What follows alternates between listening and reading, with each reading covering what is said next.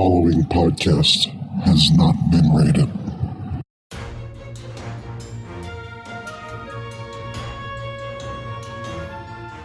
You're listening to Fullbacks Are People Too, the Fapt, and here is your host, CJ Neuman.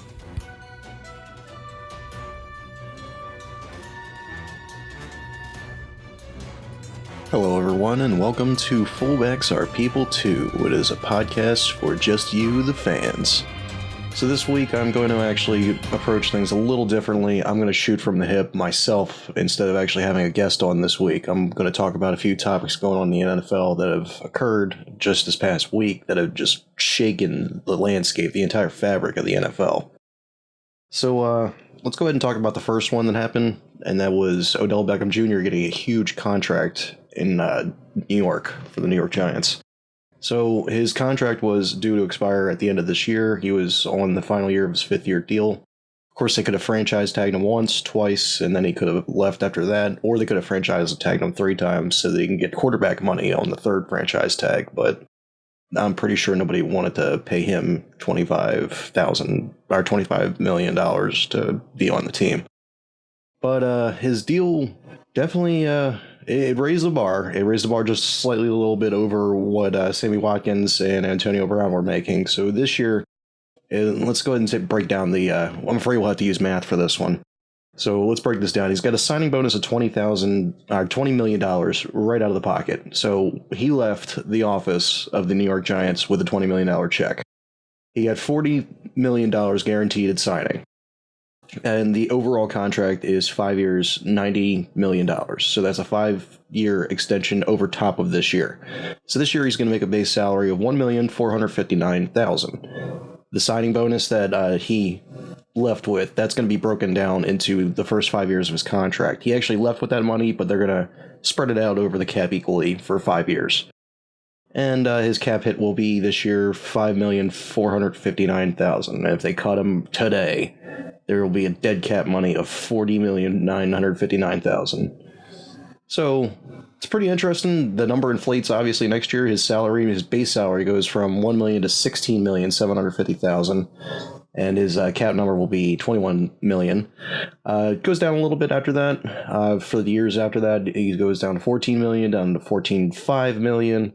Down to $13.75 million, $13.75 million for the last year as well. So 2024, he'll be an unrestricted free agent. So if he's still producing at that point, they'll have to talk again and see if they can restructure a deal, make a new contract.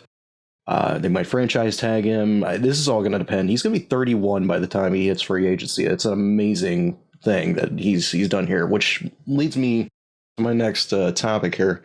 Why are receivers agreeing to 5-year deals? It's been my curiosity for the past couple of years. So Sammy Watkins actually only signed a 3-year deal with Kansas City. I think that's a smart way to go, in my opinion, but also I can see both sides of the fence here. So with Sammy Watkins doing that 3-year deal, he's going to hit the free agent market much sooner than Odell Beckham Jr. is. Obviously, he's going to be able to make more money than Odell in the end if he continues to keep taking these 3-year deals. But also, Odell is smart to take his 5-year deal to shift the injury risk back to the New York Giants. So if he gets injured sometime between now and the end of 2023, he's still guaranteed quite a bit of money just to sit on the bench or even sit at home if he gets completely injured.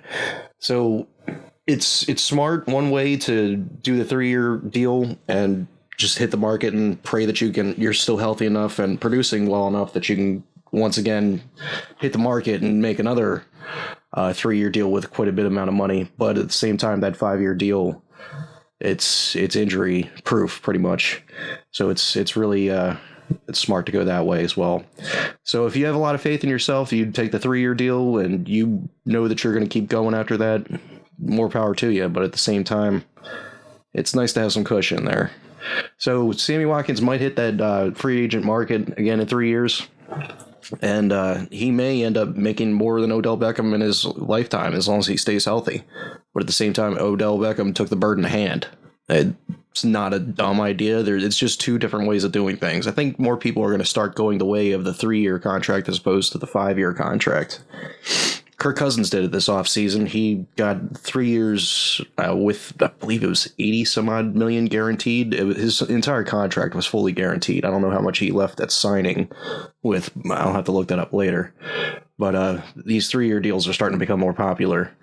And by the time Sammy Watkins hits the free agent market again, he's still going to be fairly young. He's not going to be anywhere near 30, and he's going to be able to cash in once again, just as long as he's producing, which Sammy has not been doing such for the past couple of years. We'll see how he does with Patrick Mahomes over in Kansas City. So let's take a look at how things are actually shaping up for the New York Giants this offseason. As I'm sure you're all aware by now, the Ben McAdoo era and the Bro aquarium in his hair, that's officially come to an end. Pat Shurmur has come in and stepped up as the head coach. He was formerly the offensive coordinator for the Minnesota Vikings, which could also have some something to do with the change of guard in Minnesota this year. We'll get on that later, maybe, in this episode. Maybe I'll talk about it next week. We'll see. But he brought with him Mike Shula, who was a free agent, obviously, as an offensive coordinator this year. He was with the Carolina Panthers before and was unceremoniously dumped last year. Defensive coordinator is James Betcher, and the special teams coordinator is Thomas McGahee. So new coaching staff altogether, pretty much, for the most part. I think they kept a few people there. There's a new general manager there, and they've decided this year that they're going to go with a running back at the second pick in the draft, which kind of shocked a lot of people. A lot of people weren't shocked, though. Saquon Barkley has been called, and this word seems to be floating around quite a bit recently, a transcendent player. So it should be interesting to see how Saquon does on the field. He was electric in college, so we're going to see how he does as the running back, standing next to Eli Manning, who is returning again for yet another year as the quarterback of the New York Giants. On the offensive line, it looks like there's a bit of a shakeup there. Nate Solder was signed from the New England Patriots. He's going to be coming in and taking over left tackle, which will shift Eric Flowers over to right tackle. He got a lot of criticism for letting a lot of sacks happen last year.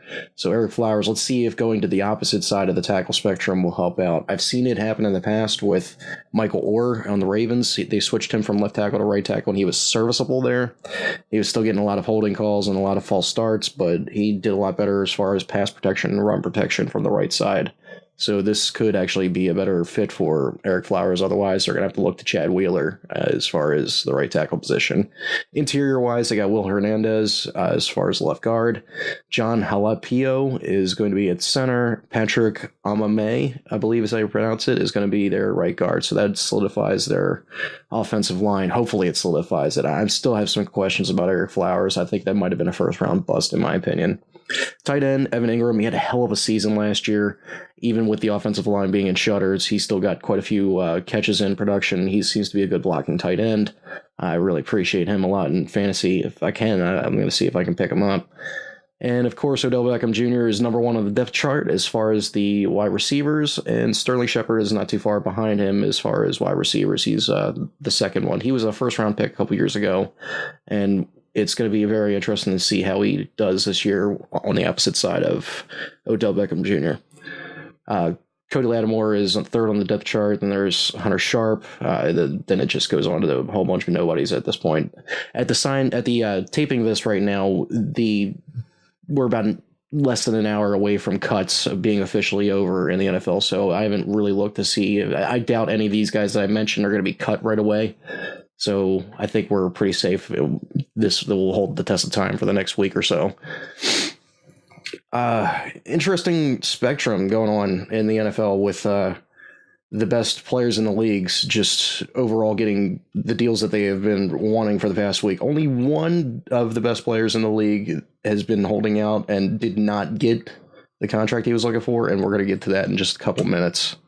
But with that said, OBJ got OB paid. Goodness, the $90 million that he got over 5 years is just ridiculous. I'm glad that he finally got the contract that he deserved. He didn't even hold out. He didn't have to hold out. He showed up for camp. He did what he was asked to. I think there was some sort of wink and nod agreement that he wasn't going to participate in the preseason or really try too hard in any of the training camp activities, because that would mean that he might have to have a chance of getting injured out there. Of course, nobody wants to get hit by some sort of corner that is on the opposing team of a preseason roster that is just trying to make the team and wants to make a name for himself. Oh, hey, I'm the guy who took out OBJ. You should totally keep me on the roster. So I can understand why there's probably a wink-nod arrangement between the New York Giants brass and OBJ himself. And now, let's go on to one of the other contracts that happened this week. I was not expecting this one to happen, especially since he had a couple years left on his deal. But the defense killer himself, Mr. Aaron Rodgers, got paid pretty substantially. He got a 4-year extension tacked on to the end of his 2-year left deal. He was due to make not too much, honestly, left in his final 2 years of his contract. So it's another situation where I'm surprised the team even wanted to consider it at this point, because they could have squatted on him for whatever deal that he was on right now. They could have franchise tagged him. They could have franchise tagged him again, because he's never been franchise tagged before. If I'm not mistaken, during his rookie contract, he sat behind Brett Favre for quite a few years. I think he only played as a starter on either the final year of his contract or the final 2 years of his contract, but he got paid substantially after that. I was not really surprised he got paid substantially based on who he is, how he did in Cal, how he did in junior college before that, how he did in his 2 years in the NFL winning a Super Bowl. Not surprised by the first contract. I am surprised by this one, though. So he's, once again, the highest paid quarterback in the entire league, highest paid player in NFL history. The 4-year new money contract that he's going to be bringing in here, it's $134 million over 4 years. So starting in 2020, he's going to be making that $134 million. He's got a base salary in 2020 of $1 million. Then he goes with $14 million, then $25 million, then $25 million. He's got due at signing, he made $57,500,000. That's split up over 5 years, so $11.5 million will be distributed between 2018 and 2022 as far as the cap is concerned. He actually left with that check, so he's got a $57.5 million check sitting in his bank right now, probably cleared. Guaranteed at signing, it's $79,200,000. God, I'm screwing up on the thousands and the millions today. I need to go back to school. But yeah, the total guaranteed is $98,700,000. It's quite impressive, and I'm very happy for the guy. The guy is probably the best quarterback in the entire league, bar none, in my honest opinion. I don't think anybody else called a candle to him right now. Not even Peyton Manning in his last couple years here. Tom Brady can. He's an asterisk anyway. Ben Roethlisberger is on his downside. Drew Brees has been relying a lot more on the run game recently, and honestly, I don't blame him when you have Alvin Kamara and Mark Ingram playing the ways they are. So he's the best at the moment, no question about it. And I'm glad that he got the contract that he did, because sitting on that contract right now and taking a look at the actual depth chart of the roster for the Green Bay Packers, I'm not impressed other than the tight end position. Jimmy Graham is looking like he's going to have a hell of a turnaround season. He just was not utilized properly when he was in Seattle. He was utilized greatly when he was playing with Drew Brees down in New Orleans. But yeah, I think him matching up with Aaron Rodgers loves to go to his tight ends. I mean, just ask Jermichael Finley, the other Rodgers that was on the team for a couple years there, that got a Hail Mary catch a couple years ago. He loves to go to his tight ends. They're usually a check down situation, but they're a far down the field type of check down, so like 4 or 5, sometimes even 10 yards are the check down for the system in Green Bay. And Jimmy Graham is pretty damn good at getting the ball and then mashing people down the field. He's not necessarily one of the best blockers, but he's going to be a weapon as far as Aaron Rodgers is concerned, just to get them back out there. He wasn't very happy this offseason. He lost his quarterbacks coach. He lost, if I'm not mistaken, his offensive coordinator.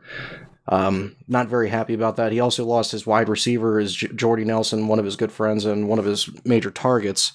I know Jordy was kind of injury prone for a little while there, but Jordy was also one of the guys that Aaron Rodgers trusted most to get the ball to him, targeted him a lot.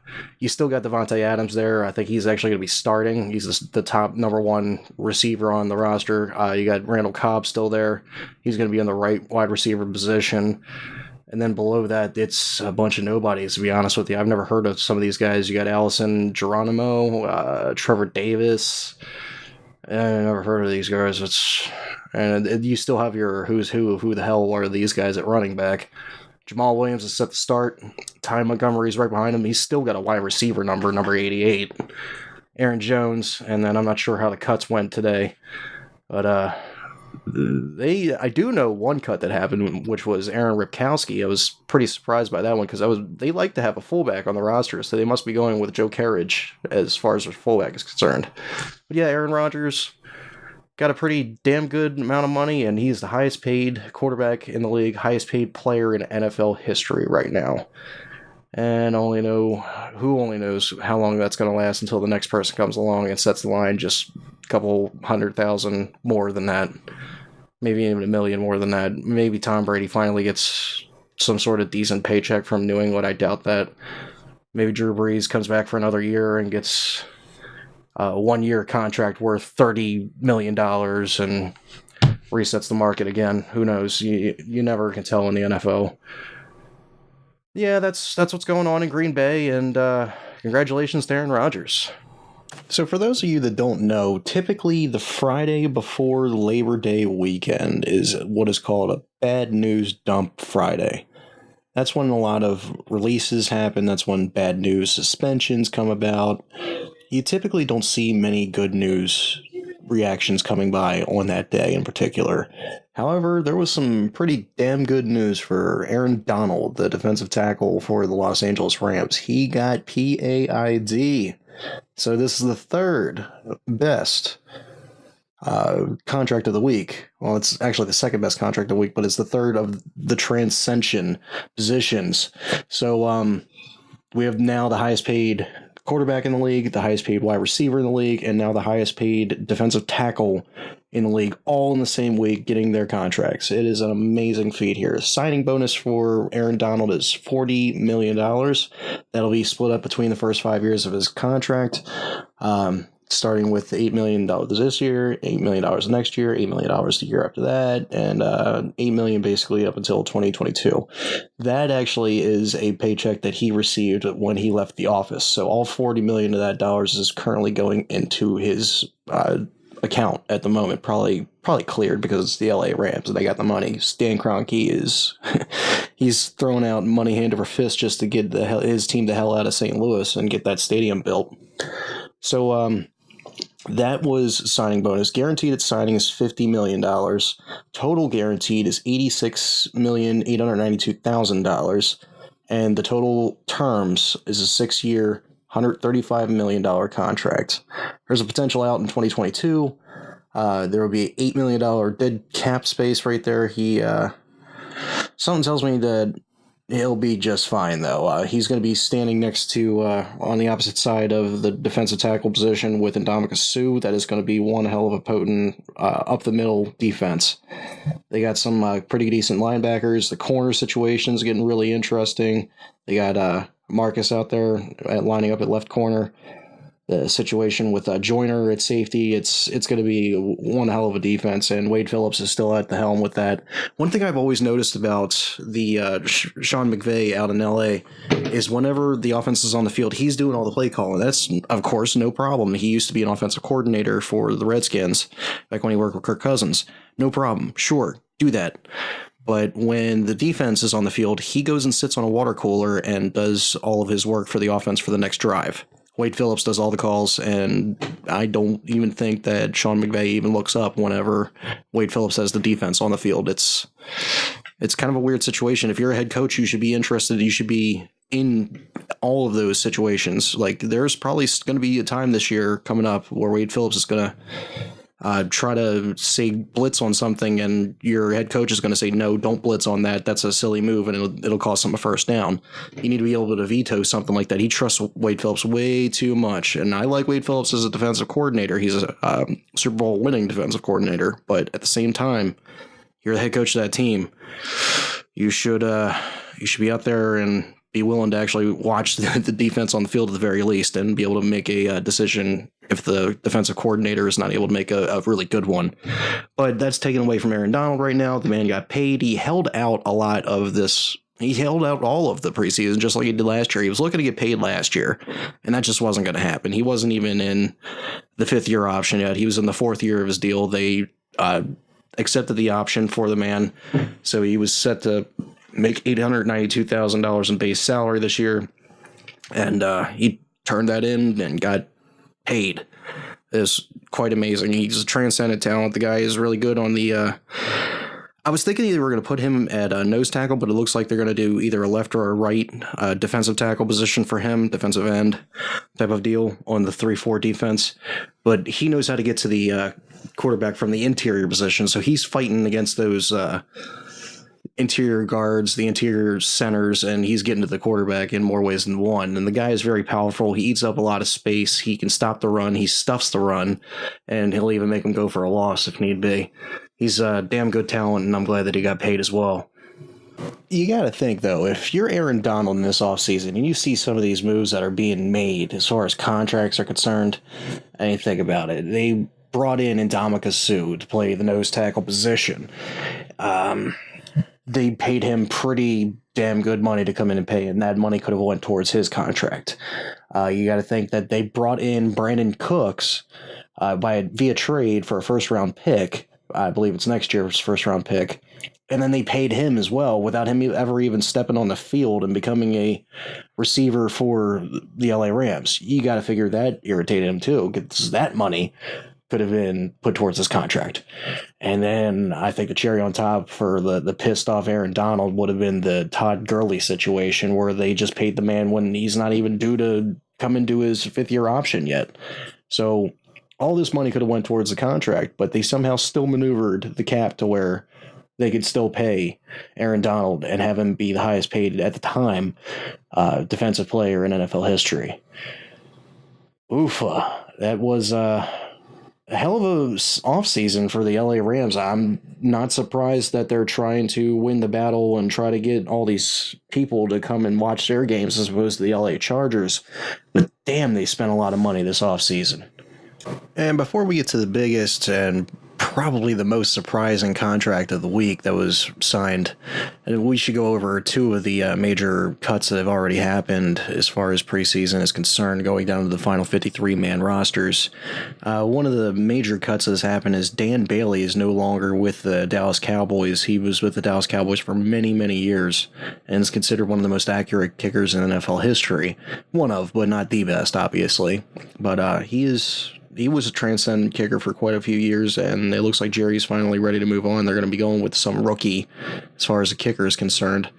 And the last time I remember that happening was when Billy Cundiff was released from the Baltimore Ravens, and some guy named, I don't know, Justin Tucker came along and just, became the most accurate NFL kicker in history. So who knows what's going to happen in Dallas. The other major drop that happened, speaking of drops, was Brashad Perriman was released from the Baltimore Ravens roster today. He was a first-round pick a couple years ago. He was in the final year of his contract. They did not pick up the franchise year option, I should say 5th-year option for him. He had a few drop problems over the years and injury concerns as well. But he was told today that he was going to have his release. They put the termination papers in front of him. They handed him the pen, and he dropped the pen. So one more drop for Brashad Perriman. He'll probably get another shot somewhere. Who knows? New England will probably pick him up and make him the best damn receiver in the whole league again. Who knows at this point? And it was quite a disappointing career for Brashad Perriman. He had a couple touchdowns with the team, but he was more plagued with drops and more plagued with injuries than any receiver I'd seen in quite a few years, especially on the Baltimore Ravens. I don't necessarily blame Brashad for all of that. He could have had better training from his coaching staff. We're not exactly in Baltimore known for having a coaching staff that produces great wide receivers. We've never actually drafted a wide receiver that has become anything in the NFL. We've always gone out of our way to get veteran wide receivers that have been transcendent. We've never actually even sent a wide receiver to the Pro Bowl in Baltimore. Just thought you guys should know that.